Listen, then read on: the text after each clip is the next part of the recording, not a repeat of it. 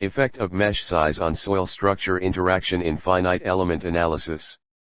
Abstract numerous constitutive models have been developed over the past years for modeling the stress-strain behavior of soils, using finite element and/or finite difference calculations of soil structures and soil/structure interaction problems under axisymetric, plane strain, and/or general three-dimensional conditions.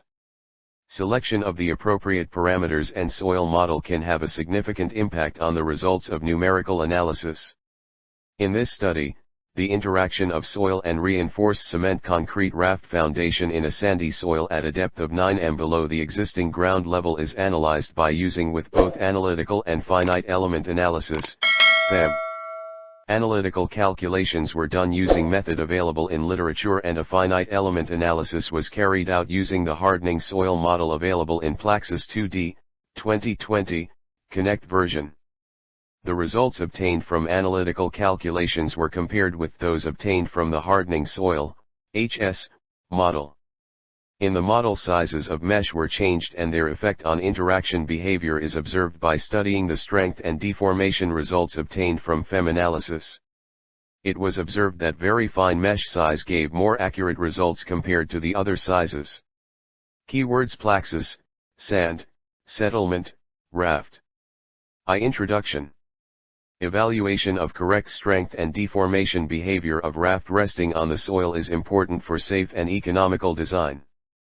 Strength and deformation behavior of raft foundation can be analyzed by different numerical methods. With the development of numerical methods such as finite element analysis and finite difference method, it has become feasible to analyze and predict the behavior of complex soil structures and soil/structure interaction problems. Such analyses depend on the representation of the relations between stresses and strains in a given material and are represented by a constitutive model, consisting of mathematical expressions that model the behavior of soil in a single element. Therefore, the purpose of a constitutive model is to simulate the soil behavior with sufficient accuracy under all conditions, with sufficient accuracy under all loading conditions in the numerical computations. 2. Literature review. 1. Densification defines as decrease of the void's volume in soil due to plastic deformations, which also decreases the void ratio.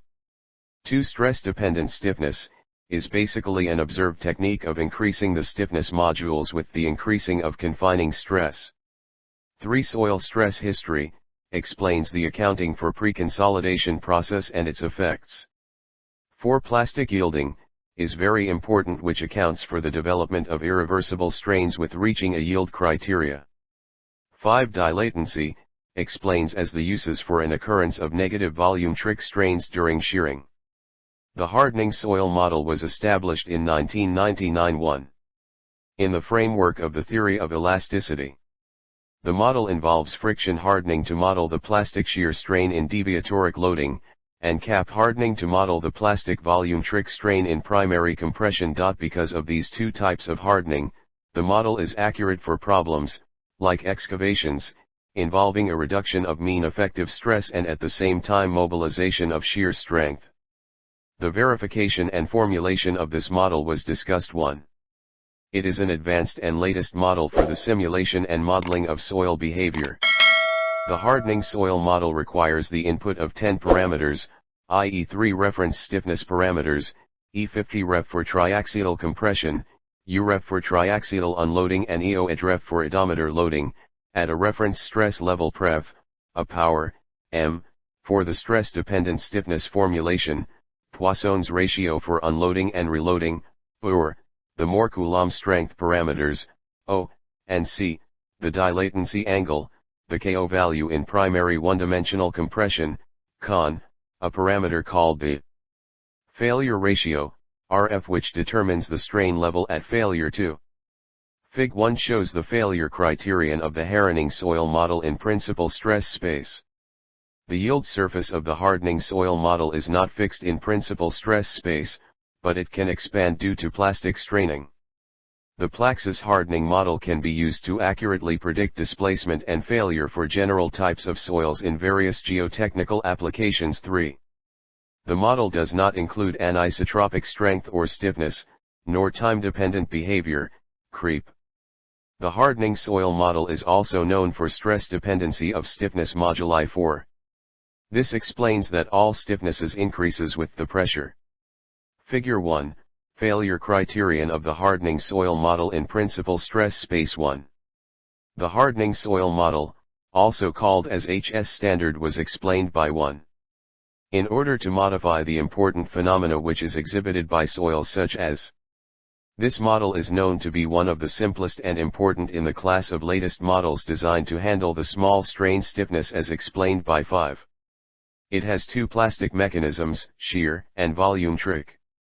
Different to the other material models such as the CAP model or the modified CAM clay model, the magnitude of soil deformations, stresses, forces, etc. can be modeled more accurately by using three different input stiffness parameters, which is related to triaxial loading stiffness, E50, triaxial unloading reloading stiffness, UR, and odometer loading modulus, EOD. There are 5 parameters in the hardening soil model differ than the MC model is. 1.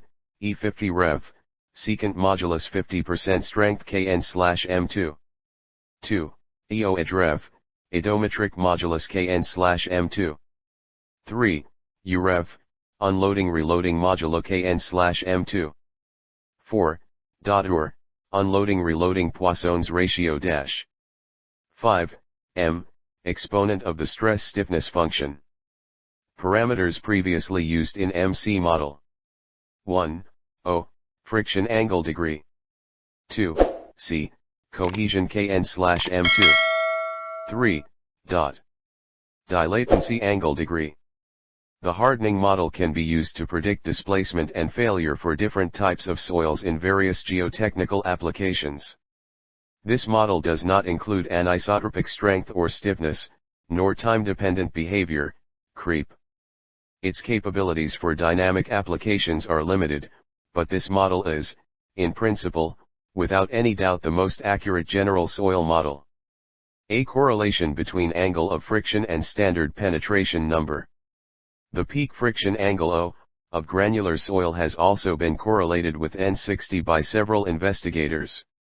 A correlation between N60 and O was given by 6 in a graphical form, which can be approximated as O equals 27.1 plus 0.360-0.000546 1. B correlation between modulus of elasticity and standard penetration number. The modulus of elasticity of granular soils, ES, is an important parameter in estimating the elastic settlement of foundations. A first-order estimation for ES was given by 7 as equals 60, 2, where A equals 5 for sands with fines, 10 for clean normally consolidated sands, 15 for clean over consolidated sands. Pa equals atmospheric pressure in the same units as ES. And 60 equals field standard penetration number. 3. Problem statement. Bearing capacity requirement is a basic criteria to be satisfied in the analysis and design of shallow foundations. The criterion on bearing capacity ensures that the foundation does not undergo shear failure under loading. The use of standard penetration test in the analysis of bearing capacity has received numerous attentions. 8.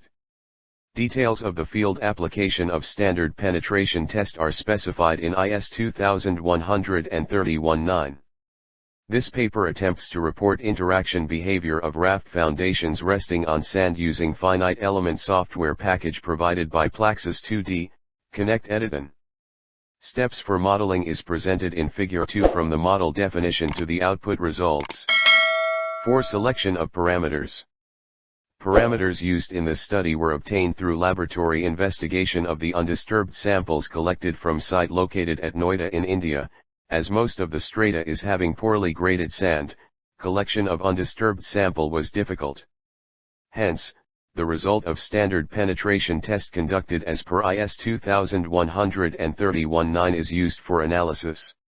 Table 1 summarizes the selection of model parameters for analysis of the hardening soil model used in this study. Soil profile and borehole details. The samples were collected from 2 boreholes drilled at GH01A/01, Sector 16, Greater Noida West, U.P., India, and tested as per the relevant protocol of Bureau of Indian Standard. The results of SPT are presented in Table 2. Analytical method. The analytical calculations were done in accordance with Indian Standards IS 6403-10 and permissible settlement is restricted as per IS 1904-11. Based on the shear criterion IS Code 6403-10, net ultimate bearing capacity for local shear failure for a cohesionless sand. 3. Where SQS equals shape factors. DQD equals depth factors. IQI equals inclination factors. NQN equals bearing capacity factors. W equals correction factor for location of water table. Assuming there will be rise in water table during monsoon and water will reach to a level of bottom of raft. At 75 mm allowable settlement, from equation 4, Qn equals 456.7 kn/m2. Therefore, considering the lower of the two values obtained, allowable bearing capacity of the foundation was obtained as 456.7 knots per square meter. V. Numerical analysis. PLAXIS 2D was used to evaluate the performance of the hardening soil model to estimate the bearing capacity of a raft foundation situated at a depth of 9 m below the surface and to investigate the relationship between the results obtained. Fig 3 shows a sketch of the prototype dimensions showing the location of the water table. Simulations for different excavation stages were done. The distance between the boundary of the floor of the model and the lower boundary of the footing plays an important role in the pattern of bearing capacity value obtained. To eliminate the effect of this factor, the bottom line intended at a distance greater than 2D.